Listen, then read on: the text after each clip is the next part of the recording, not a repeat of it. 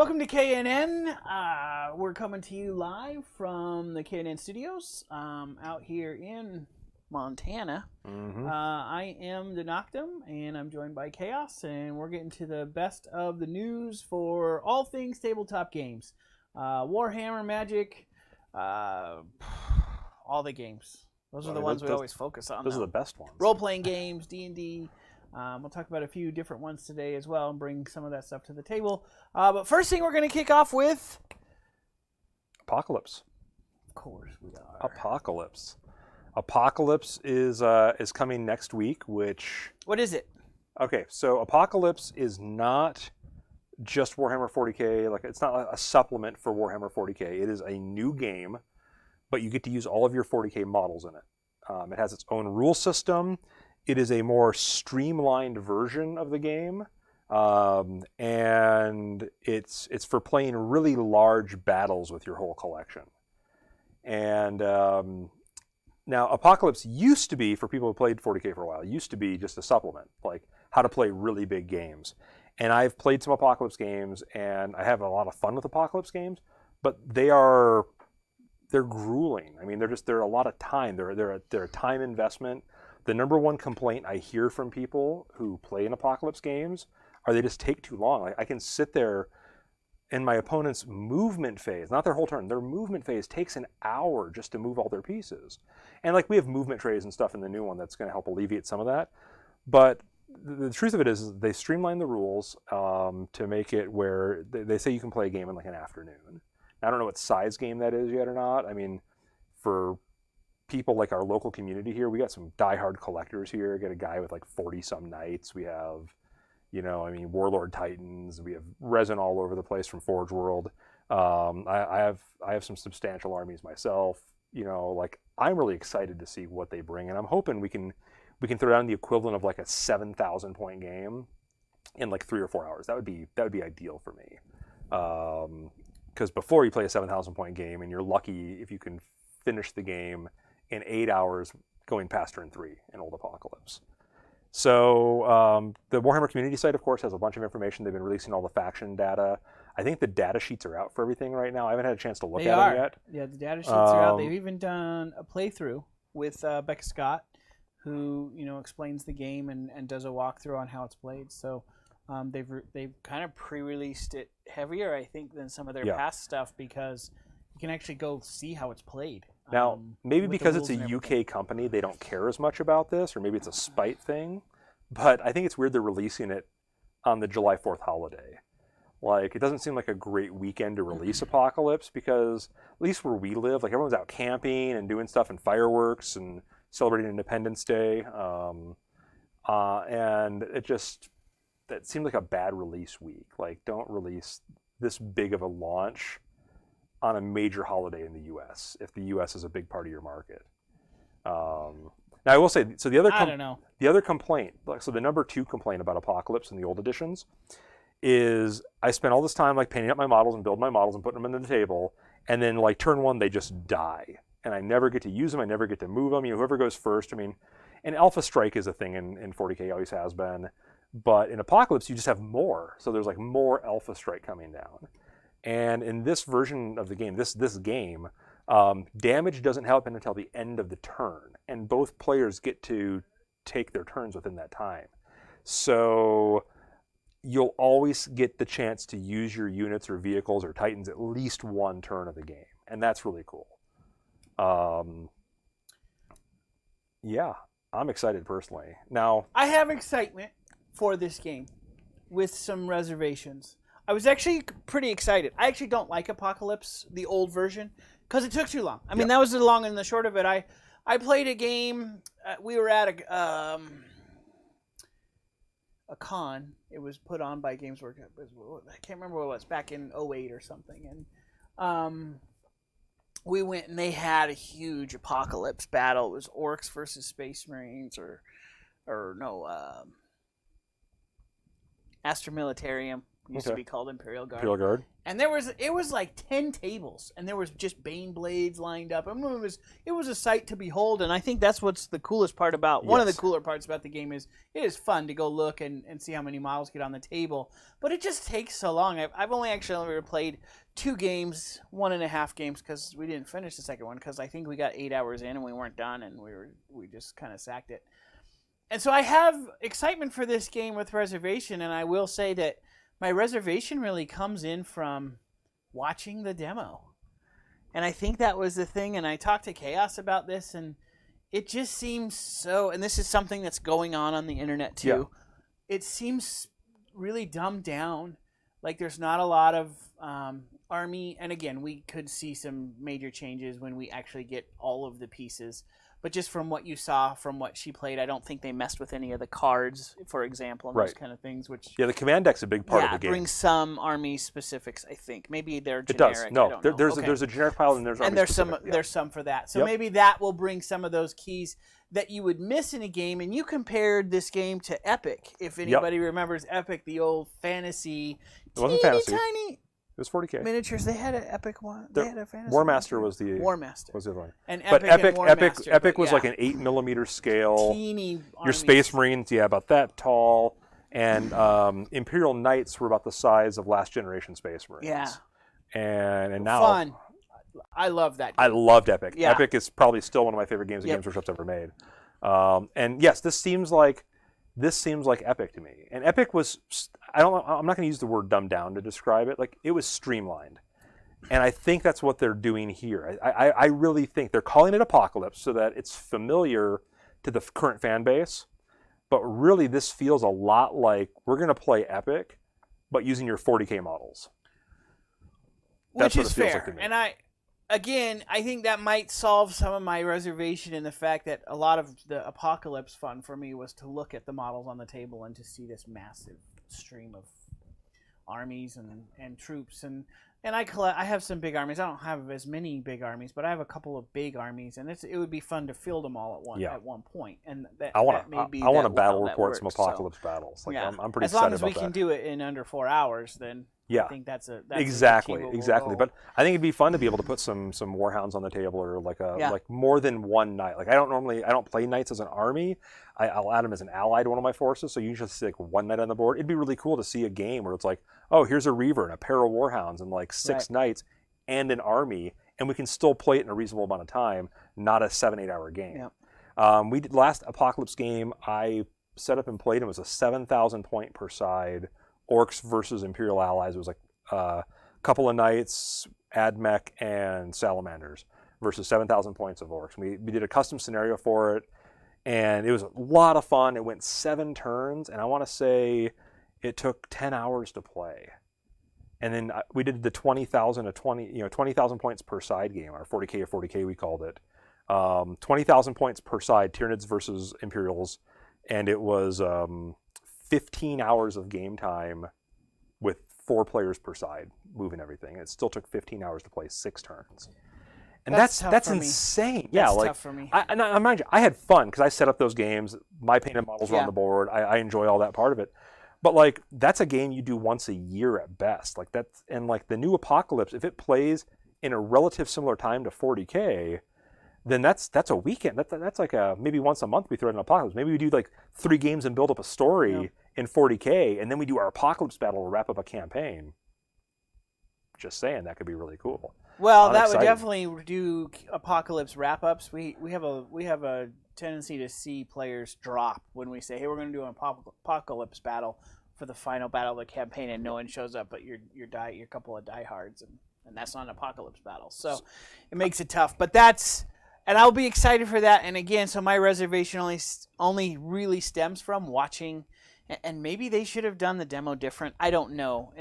I think the demo is the very basic part of the game. And that's fair, but you got to give me, if you're going to demo it and throw it out there, and you probably don't care about internet trolls or whatever, but you got to give me a little bit more than, here's the basic rules and your guys stay on the board, and basically this group of guys is one model now instead of a group of guys.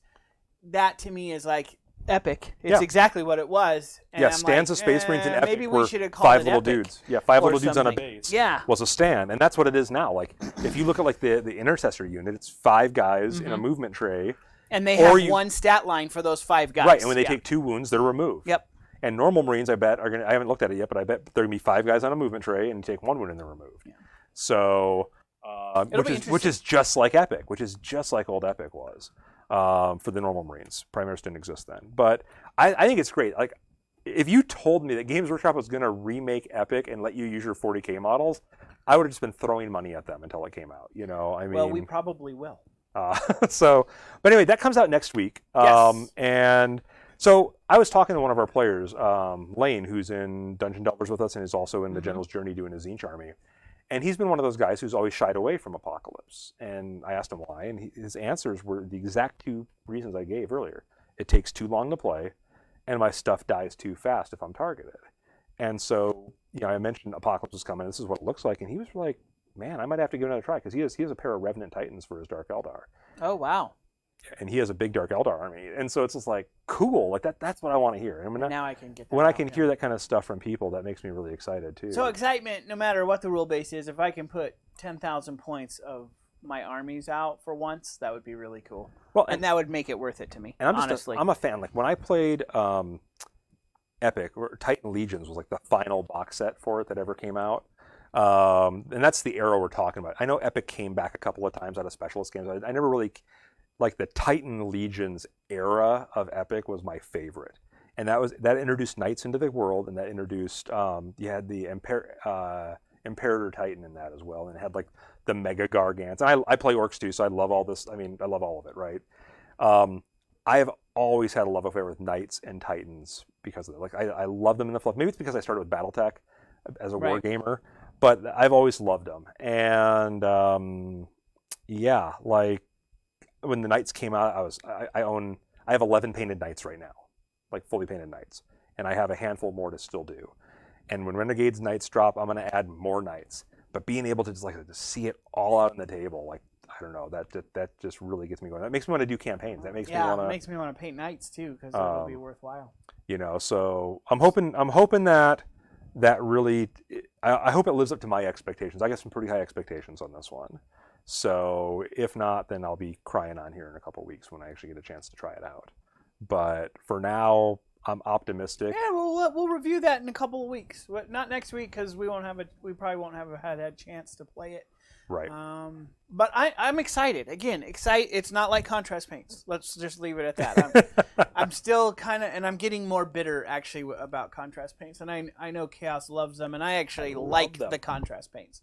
So they are very good, but I don't like how they were released, nor that it's this substitute. And then you bring up this July 4th thing, and that starts to reignite that stuff. But you know what? It's Games Workshop. It's not the contrast paints, it's the air paints that really irk me on that. Yeah, and I think it's just I think it's the paint release. And we call it contrast paints because that's all anybody ever talked about. And unfortunately, I think contrasts get jaded for me for that. But the contrast paints themselves are rad. Yeah. Great tool, awesome thing to use. Looking forward to Apocalypse. I'll be here this Friday. Next Friday, not Saturday. Not next It's Friday. always Saturday This Saturday. This Saturday, we're going to see 2 new things. Power Unbound, which is for Underworlds, which is one of my favorite games. That is Donatum's favorite. favorite. And what's the other thing? The Limited Sisters of Battle plastic model. For Games Day, because the 29th is Warhammer Day. Is Warhammer Day. Yep. And though we celebrate it silently, we don't get any support for it. Though they did let us get the Sisters of Battle. Yes. Special miniature. So which we didn't think we were getting. Do anything. Yeah. So that'll So be good, what's Power Unbound? Power Unbound is just a new set of cards. A new set of power cards. There are 3 cards. 3 cards per faction in the set. And then a bunch of cards that are generic like normal for all the stuff. There's some cool stuff that is coming in dealing with range is what the big thing is. Kind of giving some tools to armies or warbands like Magor's Fiends and Orcs to deal with the magic in the game, which I think I've said before, ranged really kind of busted the game for me, though I still like it. it was like, if you're range 3 and I'm playing Magor's Fiends, well, good luck to me, and Oryx, good luck to me. And they're giving some tools to deal with the gambits and the spell casting that is 3 and more squares away. So I think that's what this maybe focuses on a little bit, because there you see some power. There was some nerfs to the Evocator army, Evocator warbands, 3 Stormcast Curse Breakers, thank you. Yeah. And they nerf those guys so they can only use their ability once per turn, instead of if they stand, they could use it multiple times. Now on the card it's errated to say they can only use it one time per turn. That's good. So that fixed that, but spells are still really powerful, especially against a warband that is trying to get into hand-to-hand combat.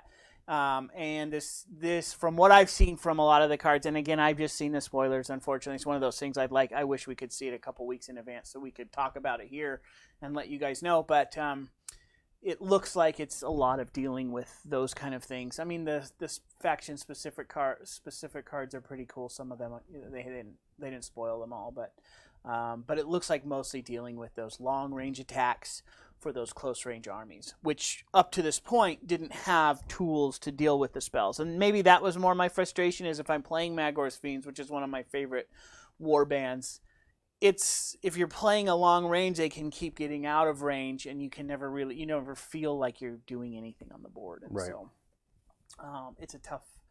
it is a tough deal on that, but hopefully this Power Unbound fixes some of that, and some of the cards I've seen are actually pretty exciting. I'm excited to look at that. We have that actually going on tonight for Underworlds.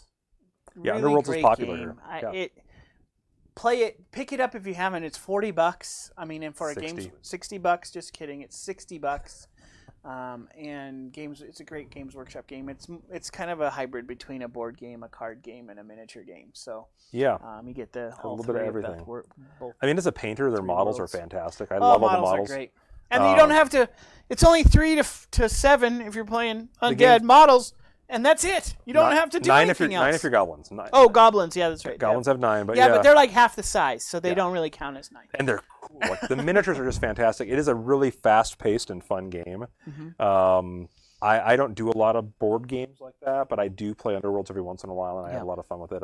My orcs, my Iron Jaws are painted up for it, and I definitely enjoy it. And I want to paint all the warbands just because they're cool. Yeah, and it's great, and they can all be used in Age of Sigmar because it's based in that world, and there's data cards for all of those warbands. Anyway, check that out. Power Unbound. Pretty excited about that.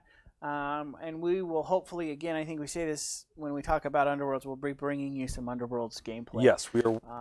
We have a lot more ideas than we have time. Yeah. But we are working on fixing that, and not by getting rid of ideas. No. Well, and let's spend some time so we can kind of let everybody know what's going on. Yeah. With that, because like one thing, we got rid of the boardroom for now. Yep. For now. So our schedule is set for now. So, yeah. At least for the upcoming months, our schedule is set for now. It is online. It's on. It should be on our Facebook account. It should be on our Twitter account. But our schedule right now is KNN, the show you're watching right now, 6:00 every Tuesday, and this is all Mountain Standard Time. 7:00 we have RPG Out of the Box, which Bad Ash runs, and it's a really fun game. It's RPG Out of the Box is just going through different role-playing games straight out of their starter sets. Currently, they're playing 5th edition D&D. And then we've announced next time we'll be doing Starfinder. Once it is interesting. I've had a couple of comments on that game, and just so we haven't talked about it yet, but they Wizards is releasing the supplement to the starter, or it's a supplement pack. Oh, okay. And I guess it kind of continues that story. The story. Actually, one of our subscribers actually messaged me and said, "You guys should do the supplement story." And I'm like, I didn't even know that was a thing. It's connected. Oh, great. So it'll be really cool. And I told him that what we're doing next, and I won't spoil that, so Matt can talk about that, what's coming next. But maybe we do that afterwards. So cool. And then Wednesdays. What do we got Wednesdays? Wednesdays we do Dungeon Delvers. Right now we're running through Gloomhaven. I think we're 4 in. Tomorrow will be the 5th. Kind of scoping out Gloomhaven and figuring out what's going on and the evils and the goods and all of that stuff going on in that dungeon. And that show brings you dungeon type board games. Gloomhaven's our first one. We'll do things like Imperial Assault. We're talking about games that are a Descent. legacy type game that you play. Descent, Imperial Blackstone Assault, Fortress, Blackstone Fortress, Silver Tower, those kind of games. And that's on Wednesdays, same time, 7 o'clock. 7 o'clock. Not 6 o'clock. 7 o'clock. And then Thursdays, I run Immersion RPG, which is currently is a D&D campaign, 5th edition. It's intended to be a full-length campaign from 1st all the way to 20th level. We have a good group of players in there, and as the name would suggest, it's a little more in-character drama at the table, kind of role-playing. I love narrative style play over combat style play. We've got a lot of combat because it's still D&D, and we're trying to set the tone of the story and what's going on. But we do that every Thursday at 7 o'clock. Fridays, we take a break because everyone's busy playing Friday Night Magic, to be honest. We noticed that because we streamed for a couple of weeks and we didn't have any viewers, and we actually tried to put Magic there, and then we thought, well, probably everybody's playing, which is good. Go out and play. Yep. That's what we want you to do. But yeah. But Saturdays, we do Legacies of War, and Legacies of War is all Warhammer based. We're streaming battle reports, and then every 4th week we're touching on to the General's Journey, which is a 6-month project of watching players build and paint their armies from 0 to 1,500 points. This Saturday is actually our next installment of both of those, and we'll have photos up, we'll have interviews to see how their battles went for the first month, as our 40K guys should have their 250 points finished painted. The Age of Sigmar guys have a 500 point, but they have another month to do it, so we won't see those just yet. But they should be getting games in. We'll be talking about how their armies are faring, what they like or dislike about their armies, what they're planning on adding in the future, and we'll have all that this Saturday. And then normally those Saturdays, the other 3 Saturdays, are battle reports that we're doing live. We just finished a 3-part Age of Sigmar mini tree campaign. It was a lot of fun to film. My opponent Sean was awesome through all of it, and if you haven't seen him, go back and check him out. We are putting them over on YouTube as well. And then Sunday is... Ready Table 1, and we're 2 weeks into our first season.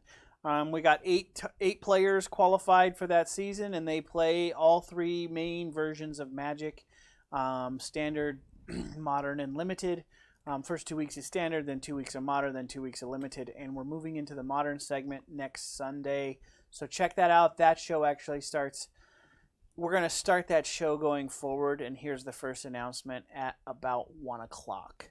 12 is the players just aren't getting here on time, and so we're going to keep telling them 12, and we're going to start at 1. So we're going to change that on the website, so look for that. It'll start at 1 o'clock, and it goes from about 1 to 4. It's 3 games that we televise? Can I even say that? Anyway, we stream 3 games. There we go. Live for you of 3 of the top players, and we try to rotate the players. So it's Ready Table 1, and then we'll have a finals there after 7 weeks. The top 4 players will play in a format voted on by you, our viewers, to see which format we will have them play, and then that 8th week will be a semifinal, final tournament. And then coming soon, we have... already we have our YouTube channel up and going. If you haven't found us there, please look for us there and subscribe. It doesn't cost anything to subscribe on YouTube.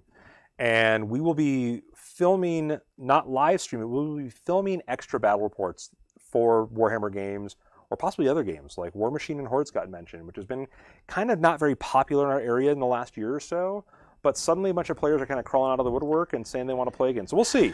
We'll see. I'd love to. I'd love to. We don't want to just be the... Not that we don't love Warhammer and we don't love Magic. We don't want to just be the Warhammer Magic station. And we want to be a network for all tabletop games. And so if Warhammer Hordes has a place in your heart and you want to see it, let us know. We got players that want to play it. We just have to kind of feed that beast and stoke that fire, and I think that it'll fire paint right those back models. Up, so. Well, we got contrast paints now, so that's no problem. So those are a different company. They don't work. They fall right off the model. They fall off. Okay.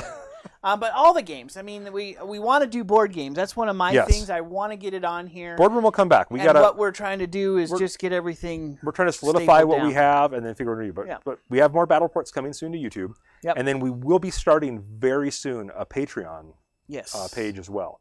And we have a Discord channel up and going right now as well, so you can find us there. We're going to get all these links on all of our shows on Twitch, so you can see those on YouTube. Twitch and YouTube and Facebook and everything.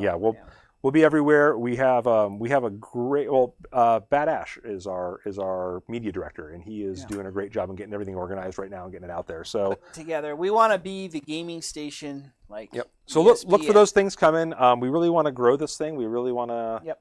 We want it to. And let us know what you want to see, because we want to put that in here, because we do this for you. So if you want to see something, let us know. All right, back to regular scheduled programming now, though. Last thing on the list, not Modern Horizons, because that already came out, but Magic the Gathering M20 releases on July 5th. Once again. Yeah, great weekend. Once again. I think they must call each other. Games Workshop and Wizards must call and say, when are you releasing your big release? Oh, we're going to do this big release, too, that same weekend. Okay, cool. But M20 comes out. They have spoiled, I think, the majority, or at least a lot of the set. I heard last week at Friday Night Magic, the players, they've spoiled this one really quick. And, well, when you release sets back to back to back like they're doing, you got to spoil it fast, because otherwise there aren't any spoilers, because the set's already out. So you're seeing a lot of the cards. As I've taken a look, and I've looked at some, and we mentioned Chandra, and we'll get into her, but it kind of reeks to me of a set that is like, let's repeat as many of the Planeswalkers as we can. Well, it's a core set. Well, no, not that. They release like multiple versions of each Planeswalker in the set. Oh, okay. You can practically play a Chandra tribal deck and just go Chandra. There is enough. And I think if you went standard, it's right close to being able to play Chandra Tribal just by yourself. But I just noticed that Chandra was that, but they've done that with some of the other ones. Sorin, and it's kind of, and Vivian is another one that there's multiple versions of, and it's not just the one in the Planeswalker deck. There's multiple versions in the packs, and it's kind of cool. I'm going to say this. I think it's a little bit cool, because it's like the story of their growth. So you check out the Chandras, and it's like Chandra as a kid, then Chandra as the middle age, and then Chandra as the burning inferno of death. And kind of cool. The coolest version. A little bit cheesy, maybe. I think that's what I'm hearing from a lot of players. But again, they released 36 Planeswalkers in War of the Spark. It worked very well, so let's do more than 4, because that sells. Turns out Planeswalkers are popular. Out of packs, so that is what it is. One thing I will say, and I've seen a lot of the cards now, looks pretty cool. It's M20, it's a core set. It's for new players. It's not overly complicated typically. I don't know if I agree with that. I don't think it's just for new players. It's not just for new players. That's true. There's a lot of reprints. We're seeing Shock back. We're seeing Duress back for some common I did not know Duress was coming back. Duress is already in the format, but now it's back in M20, so it's not going away for a long time. Right. I've seen some of the stuff. There's some dinosaurs actually in it. Okay. At least some of the Ixalan dinosaurs? Well, it's interesting to me, because you're releasing M20, and I know there's a couple of decks that use the dinosaurs, deal damage to my dinosaur, and I do things. Enrage is the mechanic. And what interests me about this kind of release is there's dinosaurs that actually, it deals damage to your dinosaurs when they come in. Your creatures deal 2 damage to themselves when they come into play, which for those dinosaurs with Enrage would be really cool, because it's like draw a card or deal 2 damage to a target creature or player. And so there's some other mechanics that go with that. And Ixalan's going out. It goes out not until October. Yeah, you got a couple months. Okay, so for 2 months, you got a couple months. that dinosaur card that's kind of cool that I liked, and I thought it was really cool. I've been beat a couple of times on Arena by that deck, so it's a little frustrating. But it looks like a lot of fun. The Sorin's in there, so I'm excited about that. I haven't seen a Vivian, so I guess we're not going to get that. One thing I do, and I think we commented on it last week, but maybe we didn't. But it drives me so nuts that I'm going to comment it again if we haven't. But their Mythic Chandra, a +2 on the Planeswalker to loyalty, and you give target player an emblem that deals 1 damage on their upkeep to them. I can't swallow it. And I know red players are like, great. Can you have more than 1 emblem and play at a time? Yeah, you can have all kinds of emblems. So you can stack that? Yes, so you could do that every turn. That's awesome. And so you could have just I'm playing damage. red. Well, it's tough. She's 6 mana, so there's a conversation to be had if I'm playing Burn Red, 6 mana, and that Is she 6 red? mechanic is no, she's 2 and 4. So you could play like some kind of like green red turbo land deck or ramp, something. yeah, you have to do something, but it's still if I'm playing Burn, that's harder to do. If I'm playing mono red, it's still harder to do. But it's probably still doable. We'll see. I still think it's broken, and thus far we haven't had a card spoiled like a lot of people have been theorizing. Oh, they're going to give something that destroys emblems. So that's okay. It's totally legit. I haven't seen it yet. And if they don't, then I'm sorry, but that card is not legit. You can't get rid of an emblem. So if you guys think that card is broken, then please just send them to me and I'll take them off your hands. You won't have to worry about it. See, that's what the red players say. Mm-hmm. But I just, for the balance of the game, it's tough. I already have a hard enough time swallowing like white-blue control. Because you don't get to play Magic. You hate all my favorite decks. And I don't like that, but I know your favorite decks are the ones that troll everybody. But again, it doesn't make the game fun, and so I feel that a lot on Arena. There you go. That's my favorite deck. What? The one that doesn't make the game fun. For you? No, that doesn't make the game fun for my opponent. That's my favorite deck. That would be that. So blue-black, man. Blue-black all the way. That's what I used to play. I struggle a little bit with that, but it's Magic, and we do what we do, and those are conversations you have. You know, your blue-white players are going to be in full defense. And just about everybody else on the table is going to be like, yeah, you should get rid of blue deck. Teferi needs to die, that kind of stuff. And so, I mean, it's down with Jace, yeah. It's terrible.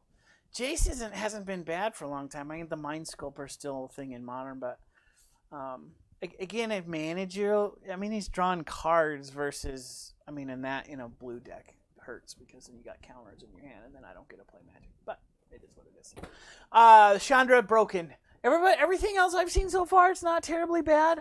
It's a pretty good set cool. so far. Sorin, Vampire King, it looks pretty good. So it's a solid core set. Like it's a really solid looking. Look, they brought him back, and I think honestly there is a reason for that. They missed them. Yeah, I'm going to tell you they missed them, and they may not say that, but the player base says that. At least the one I'm around. I think you hear it online. I think their sales dipped when they weren't in this type of rotation, when they went to that wonky 2 sets and were doing something weird. And now that they're back to the core set, I think they're finding some solid ground. They came out with a great set in War of the Spark, and hopefully back to some of the blocks in the standard rotation and the getting back to the core set. I think it's a great thing to have. You get the good reprints. It's a great set to get new players into Magic. They always are. And so a solid core set looks like from the releases, fun things coming.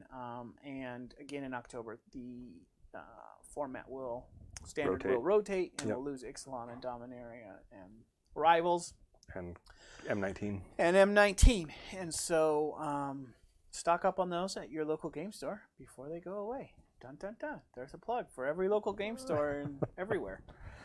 So, RPG, not a lot of exciting news. Still, Shadowrun's probably the biggest one. So something came up on my radar yesterday. I didn't get a chance to really look into it, but apparently, because of the success of the I think it's upcoming still Cyberpunk 2077 video game, a pencil and paper RPG was announced for Cyberpunk 2077. And it just kind of came up on my news radar. A friend sent me a link to it. I haven't had a chance to dig into it, but that interests me because I'm a big fan of the old original El Telesorium Cyberpunk game. And I'm a big fan of the Cyberpunk genre. That's why I love Shadowrun so much. And that kind of came across my radar. So I'm going to keep my eyes open for that. Maybe they'll do a starter set. Maybe we can have RPG out of the box, do something with it. That'd be good. Something that you like that we do. And then just trolling through my news today from our distributors. There is one thing that caught my eye, and not that I'm a fan, but there is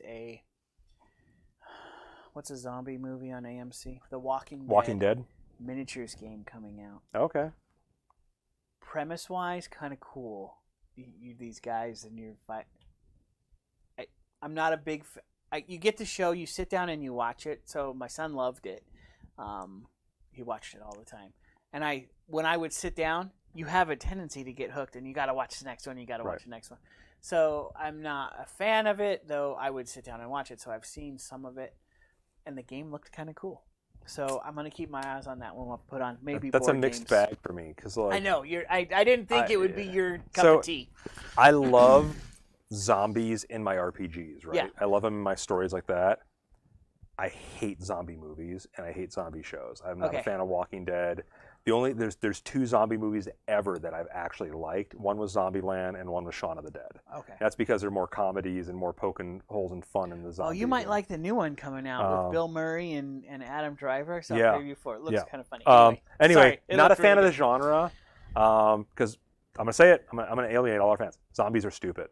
Sorry, they don't make sense. They're stupid. They make sense. They don't make back sense. To They don't life make sense. as a disease. I found people who like write articles on why zombie movies don't make sense, and I'm just like agree with every point they make all the way down. Yeah, the game looks cool. I love Zombicide. But if you've ever played that, but like once great again, game, I it'd be kinda play. cool. I have zombie miniatures for my Warhammer armies. Like I'm I painting. don't like zombies anymore. I'm painting poxwalkers right now for Death Guard. I guess They're those are plague kinda zombies.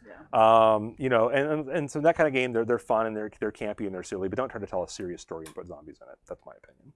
But anyway, no. I never found The Walking Dead to be that serious. I guess it was portrayed it's as a big serious drama. because I laughed through the whole thing, but maybe that's just, I don't know.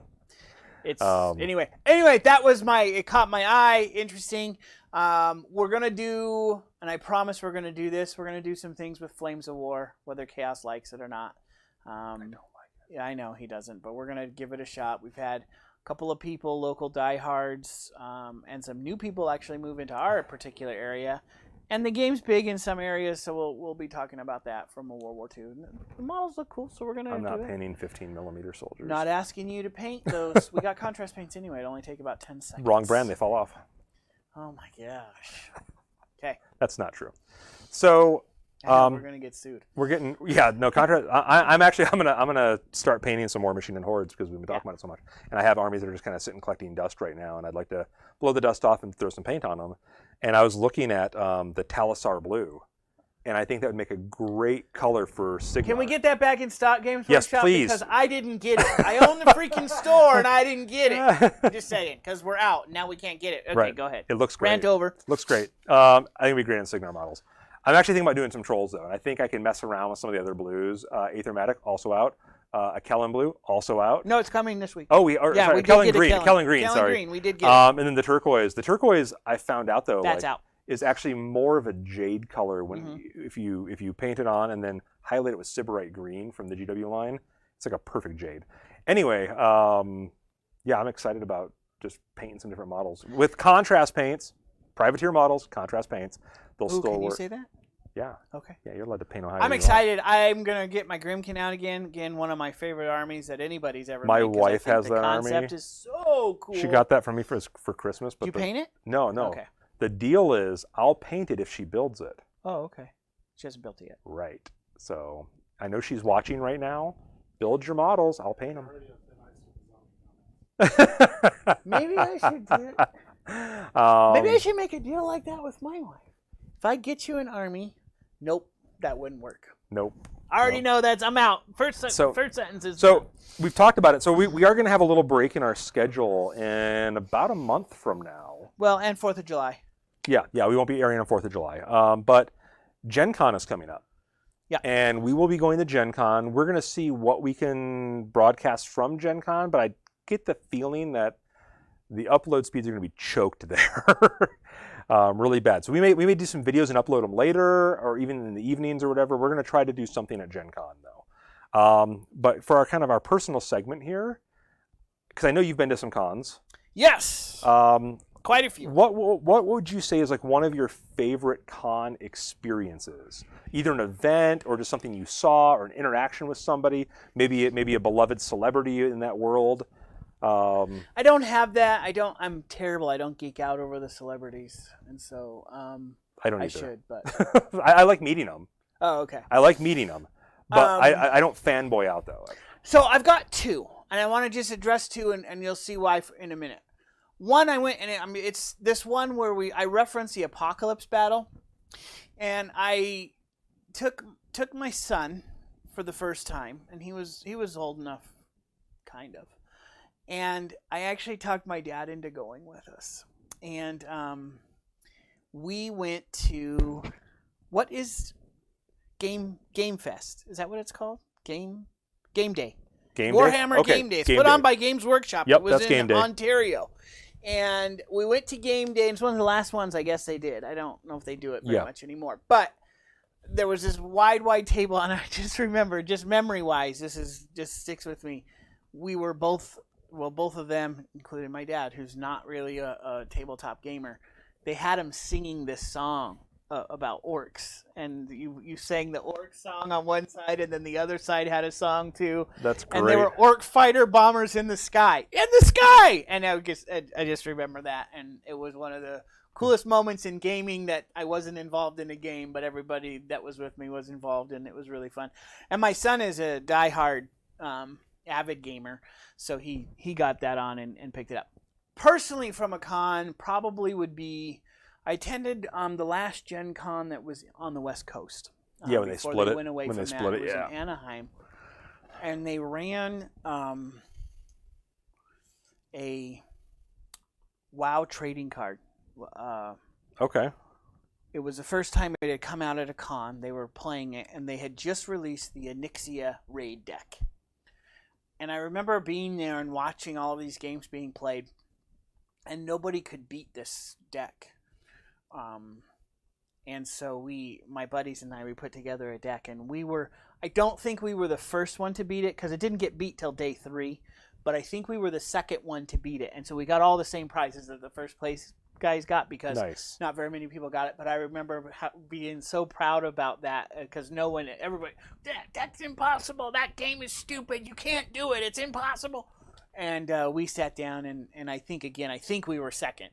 There's a lot of people there, but second to beat that deck, and it was just something that I remember all the time with the guys I used to game with. It was a lot of fun, where you get together and you have to build 4 team decks, and how do you work together.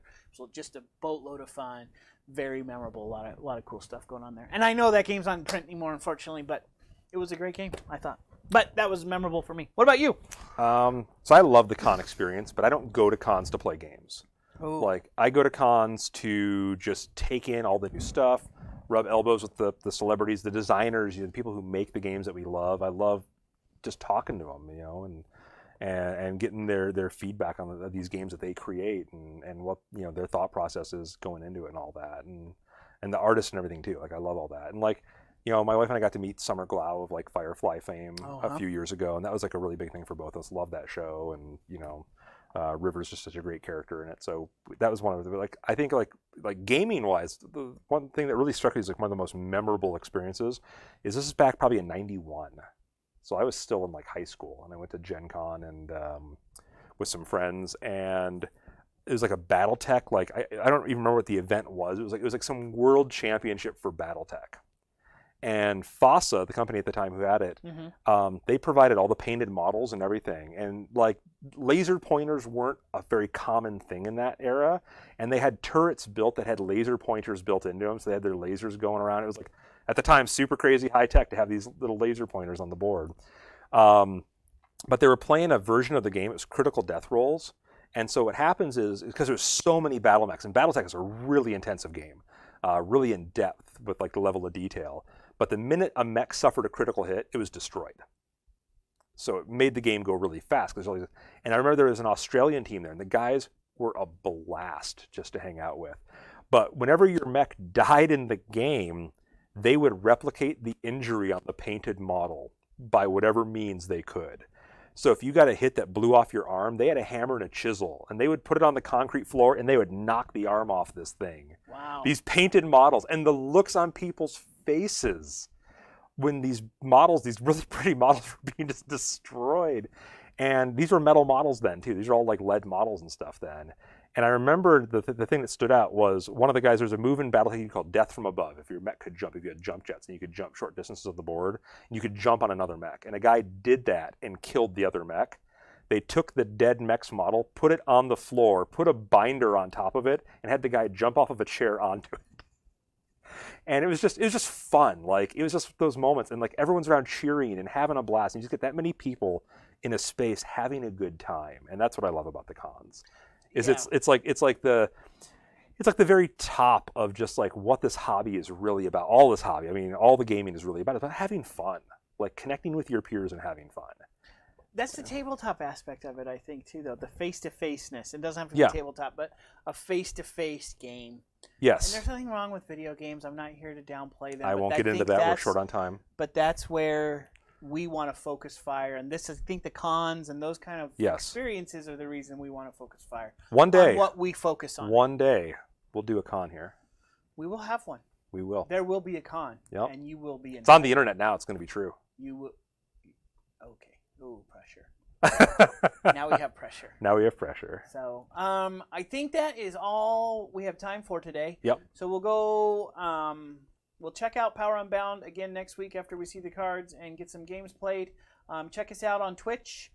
Where you are now, use that Amazon Prime subscription. It's free. Yeah, if you don't know, Amazon Prime links to your Twitch account. If you have Amazon Prime, just upgrades link it up. it There's for a free. button on the in the right-hand corner. It says link to Prime. Do that and make us your channel. We'd really appreciate that. Follow us on Twitch.